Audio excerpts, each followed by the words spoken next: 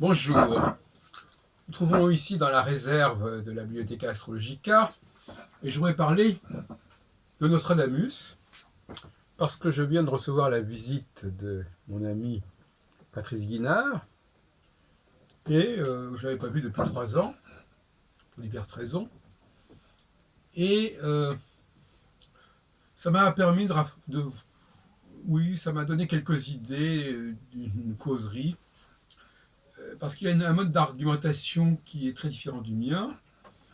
Et c'est quand même parmi nous tous les deux, nous sommes quand même parmi les meilleurs spécialistes de la question du corpus Nostradamus, mais nous n'avons pas les mêmes façons de travailler. Et ça m'a intéressé de l'entendre argumenter. Alors je vais donner quelques exemples de nos différences et de différents. Euh, un des premiers exemples concerne l'édition de 1588 à 4 centuries, qui a disparu, mais qui a été décrite par Daniel Russo, et à la suite de Daniel Russo, ça a été repris par Robert Menasra. Donc il y a quelques descriptions du contenu de cette œuvre. Et on s'interroge quant à l'absence de certains quatrains, 45, 46, 47, 48, ou quelque chose comme ça. Et alors, il y a plusieurs théories.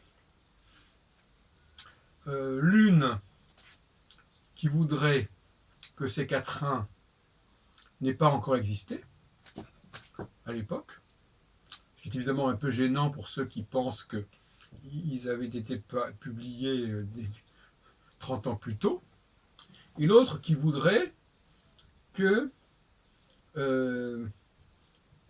c'est une édition fautive, simplement, et que pour des raisons d'espace, apparemment c'est une thèse que développe Truseau, que pour des raisons d'espace, on aurait supprimé 4 quatrains de l'édition initiale.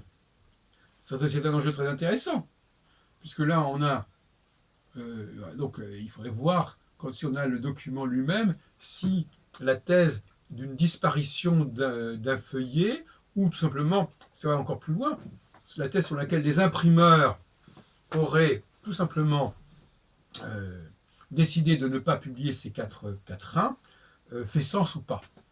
Or, moi, en 1997, je fais une communication au Journée Verdun-Saunier pour montrer que l'un de ces 4 quatrains qui manque à l'édition de 1588, que je ne connais pas mais qui a été décrite, est un quatrain qui a été écrit sous la Ligue vers 1589, 88, 89, donc après la publication en 1588 de cette édition à 4 centuries qui ne comporte pas ces quatrains, et qui renvoie, il y en a une qui, comme par hasard, dit « Garde-toi, tour de ta proche ruine ».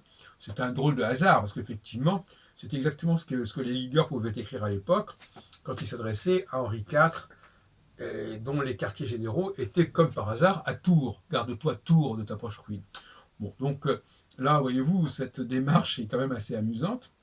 Et puis, d'une manière générale, d'ailleurs, pour la Ligue, Guinard appartient à une école qui voudrait que si on ne parle pas des centuries 8, 9 et 10 sous la Ligue, hein, alors qu'elles étaient parues soi-disant en 1568, donc plus de 20 ans plus tôt, c'est tout simplement comme ça que on n'a pas voulu les rééditer tout de suite, et qu'elles n'ont été rééditées que dans les années 1590, etc.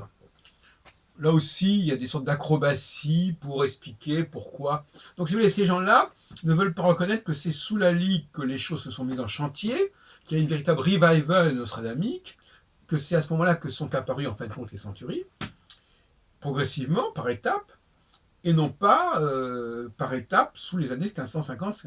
En fin de compte, le processus d'étape qui est observable avec l'édition de 1588 à 4 centuries, puis ensuite à 7 centuries, puis etc., eh bien, eux, ils le reportent 30 ans plus tôt, avec toute une série de contrefaçons qui ont été faites plus tard, et qui ont été faites au moment de la Ligue, justement, au moment où on a voulu produire des contrefaçons qui montraient que, en fin de compte, Nostradamus avait publié de son vivant ou juste après, etc. etc. Alors ça, c'est un point. Un autre point d'accrochage a concerné la découverte par Guinard d'un manuscrit qui est conservé à la bibliothèque de Munich, la Bayerische Bibliothek, qui serait la traduction latine, si j'ai bien compris, de l'almanach et de la pronostication pour 1461. Alors il me dit, ah oui, mais ce texte est beaucoup plus complet que celui des présages prosaïques de Chavigny. De Chavigny, on dit de Chavigny parce qu'il voulait publier en 1489, il l'a peut-être publié d'ailleurs. En tout cas, c'est un manuscrit on a le manuscrit des présages prosaïques qui est conservé à la bibliothèque municipale de la Pardieu. Alors lui, il dit, les almanachs sont plus complets, les almanachs imprimés, ou dans ce cas précis, les copies de traduction d'almanachs imprimés, ou de pronostication, sont plus complets que le manuscrit des présages prosaïques, parce que Chavigny, quand il a voulu éditer cet ensemble, a supprimé des choses.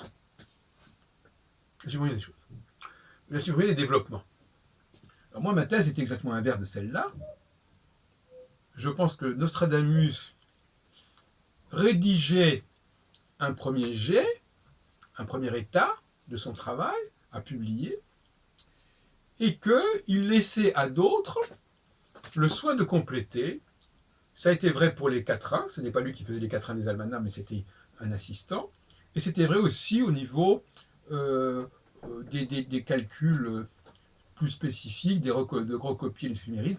Tout ça, il le faisait faire par quelqu'un d'autre. Et donc là aussi, il y a une opposition.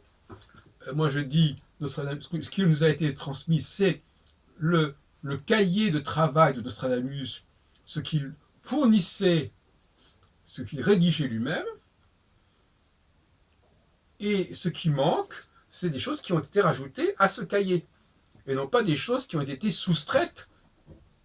Donc, si vous voulez, ce manuscrit, il précède les imprimés, alors que pour Guinard, le manuscrit fait suite aux imprimés et en supprime une partie du manuscrit. Alors, bon, donc, c'est quand même. Alors, le manuscrit supprime une partie des imprimés pour Guinard. Alors que pour moi, les imprimés ajoutent des éléments au manuscrit. Voyez-vous, donc c'est intéressant ce genre de débat. Ça fait des années qu'on discute entre nous là-dessus. Voilà encore un exemple de différence, de méthodologie, de grille de lecture entre les chercheurs concernant Nostradamus.